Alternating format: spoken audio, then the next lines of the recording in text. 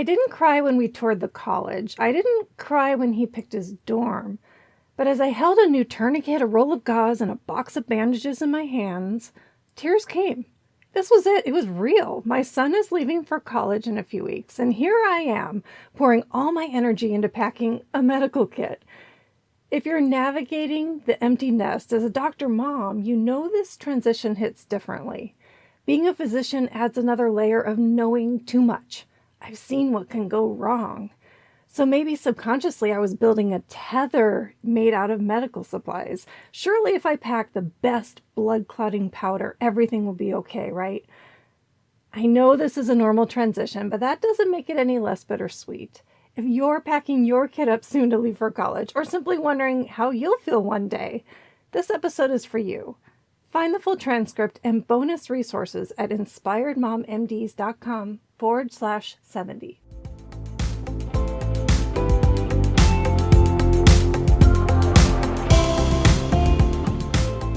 Hi there, and thank you so much for joining me. You're listening to the Inspired Mom MDs podcast. I'm your host, Dr. Cindy Van Prague. I help physician moms take back control of their time and energy so they can prioritize what matters most and thrive at work and at home. It all started with a list scribbled on a sticky pad. Beyond Advil and Tylenol, I had gauze pads, bandage sizes, rolled tape, tweezers, and the list grew. I added a whistle, a poncho, trauma scissors, and so much more. On the surface, I was preparing my son with a basic medical kit for his dorm room and a small hiking or camping medical kit for those inevitable trips in the snow-capped mountains of Colorado. I'm preparing him for college and adventure. But underneath, I'm preparing myself for something else entirely. The truth is, I know I can't follow him into this next season. I won't be there when he gets a fever. I won't be the one to notice when he's run down, and I won't be the one keeping watch anymore.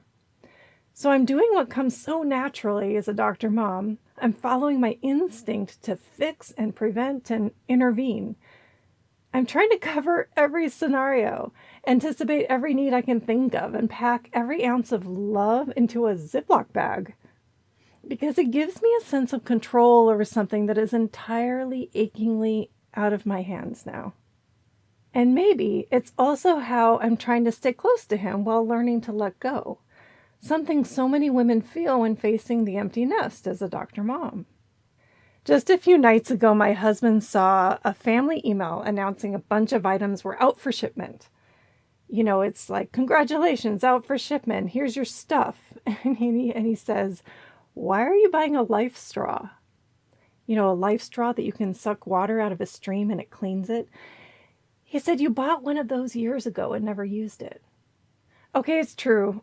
I bought a water purifying straw for a mission trip to Peru, and it took up precious space in my backpack. And the truth is I never even used it. I probably should have, though. But when I came across a deal on this life straw, my mind pictured my kid running out of water on a camping trip with hot sun overhead, and he's sweating and he's weak, and into the virtual cart it went. Now it's here in my house, ready to take up his precious backpack space, should he heed my warning. I say that in jest, but deep down I really hope he takes half the stuff that I send.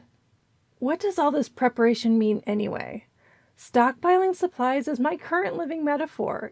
It's my gesture of love. It's my way of holding on while letting go. And this is not because he asked me to, but because I need to feel like I'm still helping him survive in a world that I can't follow him into. This kit, this Ziploc bag, is my way of saying, I love you, I've got you, even when I'm not there. And this will soon extend to dorm supplies, I'm sure. Of course I want him to have the quality mattress topper so he can sleep, and the softer sheets, and all those space-saving gadgets to tuck away all his things. I know all this preparation will come to an end, but it's what I can do now. And it's not just consolation for me, but I'm hoping part comfort for him. I can still doctor and mother at a distance, right? There is a deep identity shift happening here. I see that. This period of packing up your kid for college goes so far beyond the logistics of dorm supplies and tuition and medical kits. Physician moms who are so used to holding everything together at work and home suddenly face a new set of feelings. There's an emotional ache that goes along with pride. And that ache can be in the form of grief or loneliness or guilt and fear. Life may continue to be chaotic, but the emotional and physical emptiness at home is very real, and that brings grief and maybe loneliness. There may be guilt over things like, did I do enough? Did I miss too much of his life because of my work? Did I teach him how to make healthy choices? And there is a deep fear of what you may not know. What if they struggle and don't call me? But you know what? My son will be fine.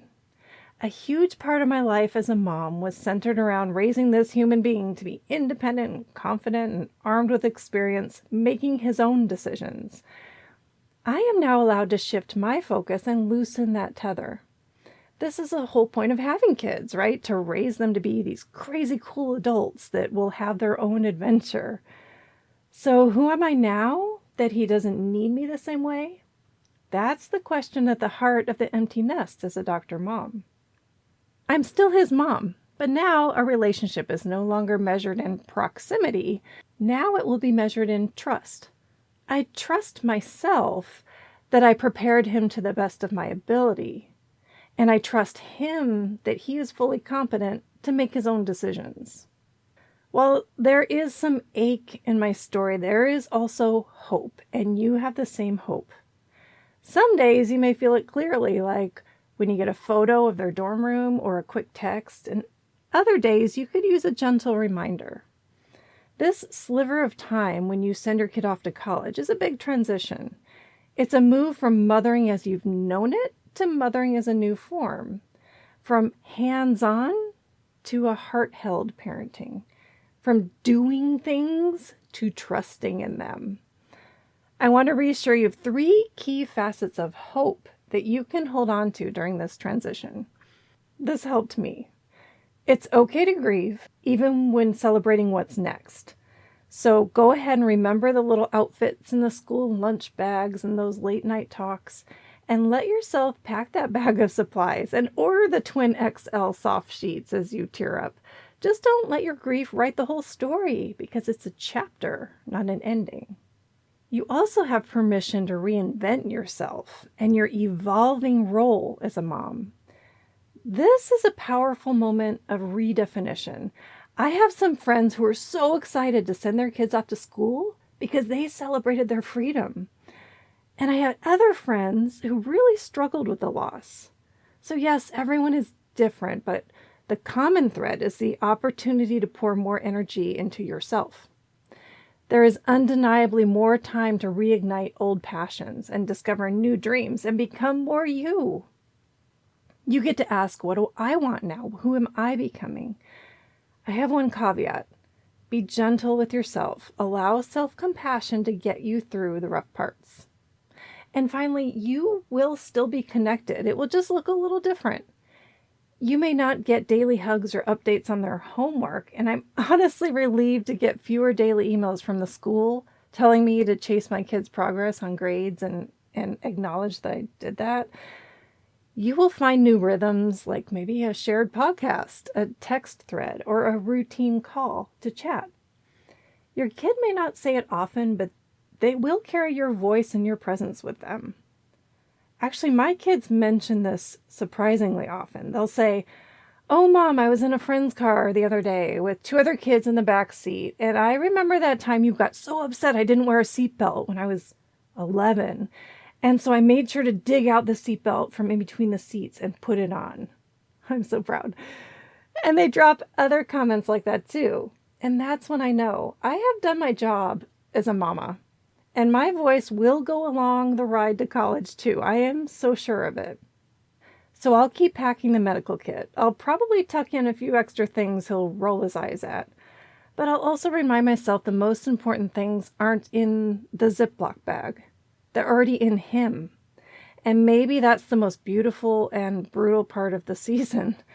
We don't get to go with him, but the most powerful medicine we can offer now is faith and trust in them, in what we've already given. And here's what I want you to remember. You haven't missed your moment. You've lived it beautifully. You have poured years of love, effort, values, and time into someone who now gets to carry that into the world. This isn't the end of your story. It's a new chapter where your role evolves, but your impact endures. You'll still be their soft place to land. You'll still be their voice in the back of their mind. You'll still be mom. So let yourself feel the ache and feel the pride. You've got this. It's okay to grieve. It's okay to feel proud about raising this little human, and you have permission to reinvent yourself.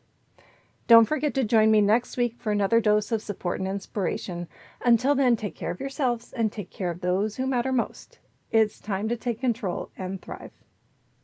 Thank you for tuning in today to Inspired Mom MDs. If this episode resonates with you, please share with a friend who may benefit too. And I humbly ask you to leave a review so other Dr. Moms can find me too.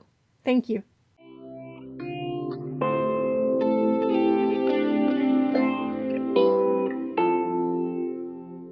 And just a quick reminder, this podcast is for informational and educational purposes only and isn't a substitute for medical advice or care.